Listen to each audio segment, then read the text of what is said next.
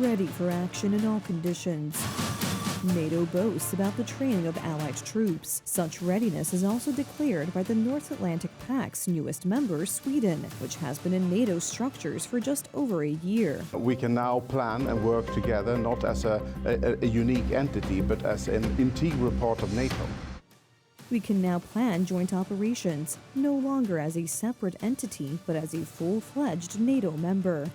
Some of the countries of so-called Old Europe want to have a greater say in the alliance's decisions, the Financial Times reports. European military powers are developing a 5 to 10-year plan to replace the US in NATO. Great Britain, France, Germany, and the Nordic countries want Europe to increase defense spending and build up its own military capabilities. This is intended to relieve the burden on the United States and allow Washington to focus on Asia, mainly China. In return, Berlin, Paris, and London are to have a decisive voice in Europe's defense. To think that Europe will carry out such an action is absurd. This is one of the most difficult actions in general, integrating many armies, many countries to act together in a situation where there will be increasing competition for territory, for influence, for power between the countries like France and Germany. Experts also point out that among the initiators of the NATO takeover talks, there are no representatives of the countries of the alliance's eastern flank, meaning those most exposed to the danger of Russia's neo-imperialist policies.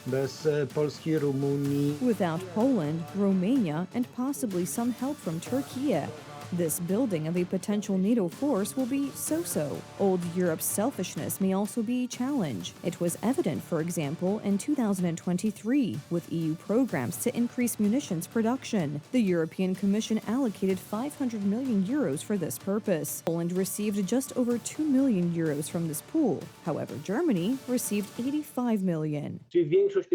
This means that most of the money will go to Germany, and we will once again be a subcontractor, meaning that we go back to the 1990s and are a subcontractor to the big German or French industry. From an economic point of view, this is a so-so deal for us. What it comes down to is the timing. This is what Ukraine's Odessa looked like after this morning's attack by the Russians.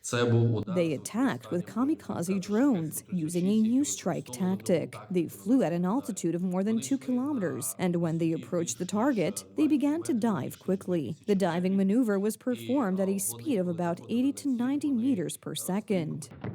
Russia is threatening Europe now, while the countries of Western Europe will be ready to become more involved in NATO in about 10 years. Thus, all indications are that by then, it will be the 80,000 U.S. troops stationed in Europe that will guarantee our security.